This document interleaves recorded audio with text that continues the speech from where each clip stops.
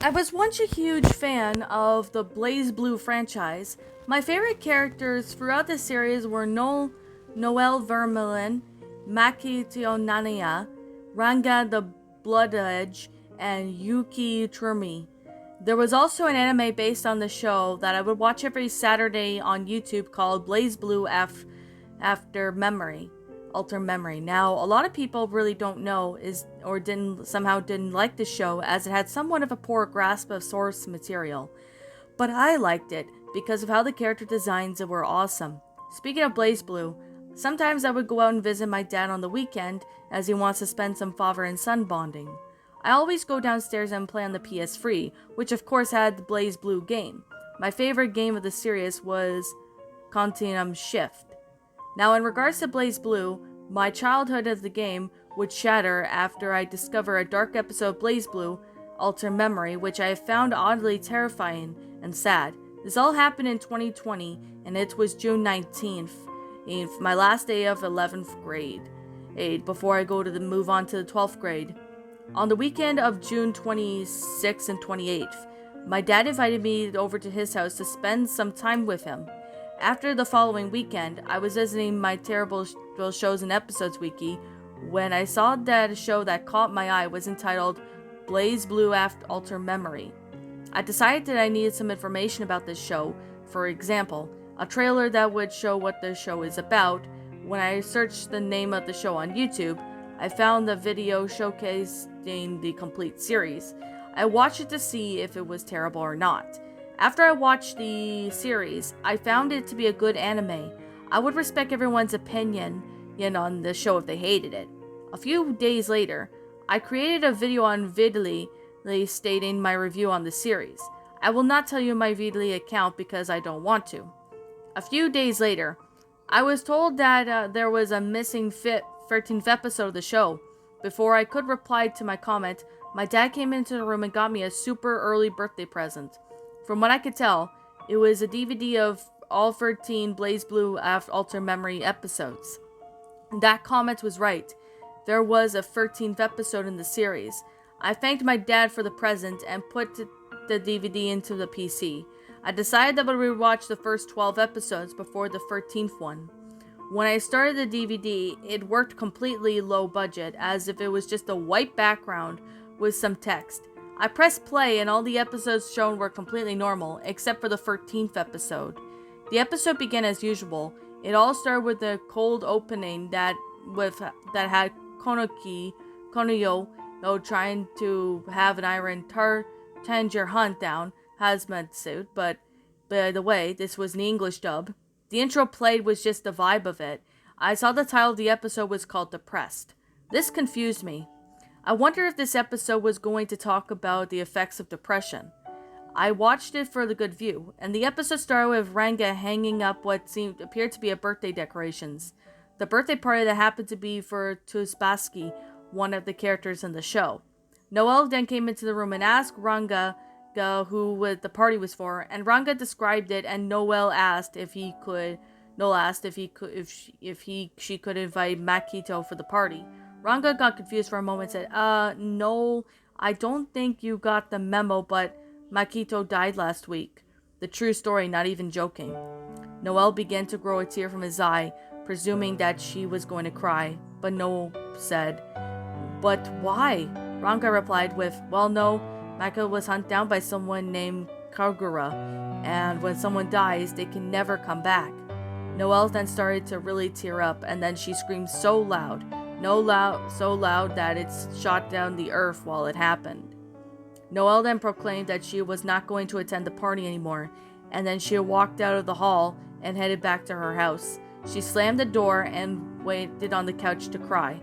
This scene lasted for 2 minutes before it showed Noel crying even more in different places, like the shower, the kitchen, and her bedroom. Just listening to her cry makes me feel sorry for her. After that, Noel began writing what seemed to be a note. She placed it on her bed and then went to her desk. Then she grabbed one of her, weapons and said, I must end it all. I am very sorry. Then I said, don't do it, Noel. You can always make a new friend. But what happened next shocked me. Noel responded with, I felt like we were communicating. Since I had no headphones on, Noelle replied with, "Sorry, Ryan, this is for my own good." She then took her own life as off screen as it was cut to black. Meanwhile, then it cut to a scene of everyone but Noel and Mako at the party for Tubaski. Litchi said, "I heard Noel was in a bad mood earlier. I'm going to go over to her house and see what's wrong." She then went over to Noel's house, and Litchi saw that Noel was dead. But she saw that Noel's dead body. It scared the living crap out of me. There was blood coming from her. And I finally got to see the note what it said. "Dear to anyone who reads this, I can't take it anymore. The death of Mako Nana has put me through severe depression. Without Mako, I am nothing. Whatever in heaven or hell, I hope to see any of you guys who have early those places. I thought that I would take the moment to say my last goodbyes to anyone, to every city I've been living in. And I am sorry for hurting everyone for doing this, but you guys have made me what I am today. I am thankful for that, but now I am dead. All I have to say is goodbye forever. Best wishes, Noel Vermilion." It then cuts to a black screen text in Japan saying, "The show is officially over. Hope you enjoyed." The credits then played as normal. I was about to take the DVD when all of a sudden I saw someone made me burst into tears. They speak a video of what seemed to be a dark room of the house that was one of my friends at school to live in. All of a sudden the sound of footsteps were heard, of course, and it was one of my friends at school that appeared. He took what appeared to be, well, a weapon and took his life. I was completely crying at this point after seeing this emotional piece of crap. I immediately called 911 to know about the forsaken meaning of this DVD. The police arrived, and when I showed them the episode, they were shocked. My parents will eventually hear about this, and they weren't mad. The next week, my family had then announced that we would be going to Japan to visit a pen pal of mine. I decided to bring the DVD with me so I can show this to my pen pal since she knows a lot about anime. When I was in Japan that following week, I began to show her the DVD. For your inconvenience, her name was Maheo. After I showed her the episode, she was in desperate shock, but then she remembered something. She had an older friend who used to work at Madman Entertainment, the production of the company of the Japanese version of the show. He suffered through a lot of depression and asked the creators of BlazBlue Alter Memory to make an episode about depression. So they did. And luckily they made the unreleased DVD of that episode, which was shipped to a thrift store somewhere in my hometown. After watching that episode, I have terrible fears of it, and I have had nightmares of thinking of the dead body of Noel. In fact, sometimes when I'm even staring at the walls of my dark room, I can imagine the dead body just laying down near my bed. To this day, I still hate BlazBlue anime now. I also have fears of the franchise itself. I smashed the DVD a few days later and decided to move into another fighting game franchise, which was Soul Calibur. I have to go. This episode has put me in deep shock. And that, my little pretties, was Depressed, a BlazBlue Lost episode creepypasta written by Ashley Armbruster. My final thoughts on this story. Okay. There is a couple issues that I have to say about this episode and, this story. So first of all, this story was not great, but it's not terrible. It's an alright story, but I'm not a big fan of the type of stories that has characters, taking their own life afterwards. I know I did one on the SpongeBob Lost episode one, which I read that one, I think, maybe last month or so, or maybe it was a couple weeks ago. I really don't remember, but I'm not a fan of the story. It's not terrible, but it's not great either, and I'm going to be stating the reasons for that. But first, I'm going to go with the episode.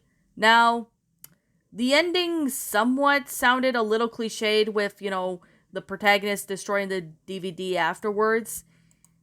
But it did have a good explanation as to how this episode came to be and all that. So there's definitely that, which the ending had somewhat an interesting concept for the ending, but at the same time, I wish there could have been more explained in that one. Maybe that might be just me, but I really don't know. Another thing I would have to say that I like is that I like the grammar of the story. The grammar was very well done, and I like the sentence structuring of how it went out. Now, it was a little cliched about the father getting this DVD, and give it to his son for early birthday present. I mean, I think other pastas have done this one. I'm pretty sure that's the case, but that's one cliche I did notice and realize in that story. But another thing too is that, the episode seems normal, and then all of a sudden Nola ends up taking her own life because of one of her friends dying, which, I mean, it's depressed to see and hear that, somebody, a close friend of theirs died, which, yeah, and I can understand, their feelings, like they're feeling depressed and all that because of that. But the fact that, there's like, it's a rip off, kind of ripping off a little bit of that one SpongeBob episode. I can't really say the name. I can't really say the actual S word, but I can say Squidward's not alive anymore. I'm just gonna say that. Squidward's not alive anymore. That's just all I'm gonna say. It kind of ripped off that a little bit.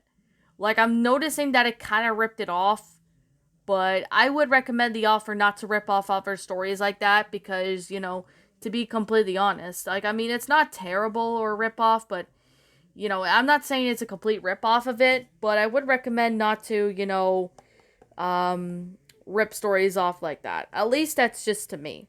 Now, the grammar of the story was good, and same with the sentence structuring. Although I'm gonna say I'm not a fan of this story. Never really was a major fan of this story. But I mean, this story had somewhat of an interesting concept, but it did look promising too, but it just didn't work well. That's just all I have to say with that story, but other than that, the story was not terrible. It's not a bad story. It's not terrible, but yet again, it's just my opinion. But yeah, just not a fan of this story. I'm gonna be honest. But maybe the story could, I would suggest the author to, kind of trying to make the story a little bit more believable, I guess. Maybe if the story was, more believable, that could be maybe one thing. But other than that, the story just didn't really look good. I'm just being completely honest. It's not terrible, but yeah, that's just all I have to say. The story was not a terrible concept, but I just wish that there was a little bit more added to it. So there's definitely that. But I guess with that being the case, and with that being said, I'm gonna sit here and say this right now. Like I'm gonna say right now, this is just simply my own personal opinion, and if you happen to disagree with me, that's fine too. We're all entitled to our own opinions regards to these creepypastas, and this is just simply my own personal thoughts. My final rating, I'm gonna give this one a 4 out of 10. It's not a terrible story, but I'm not a fan of the, types of stories where it has characters, taking their own life afterwards. I can't really say the actual word without YouTube getting all butthurt. But yeah. I mean, it's not a terrible story, I'm not gonna lie. It just wasn't great either. So what I would suggest the author to do is maybe not add, certain not add, cliches or anything like that. So there's definitely that. But other than that, the story was not terrible. It does need, it does need to be, revised. I guess you could say that. But okay. I guess with that being the case, and with that being said, yeah. I'm gonna sit here and say, yeah. What did you guys think about this creepypasta? Did you all enjoy it? Did you all not? Also, what we have done personally to help make this story a lot better? Feel free to leave me know what your thoughts are down in the comment section down below. I'm the Queen of Lions. Thank you so much for watching today's episode. And if you happen to be brand new here on this channel, be sure to like, comment, and subscribe because I make brand new videos every single day. Don't forget to ring the notification bell to when I upload, so that way you guys will not miss an upload. And as always, please roll the outro because I'm out.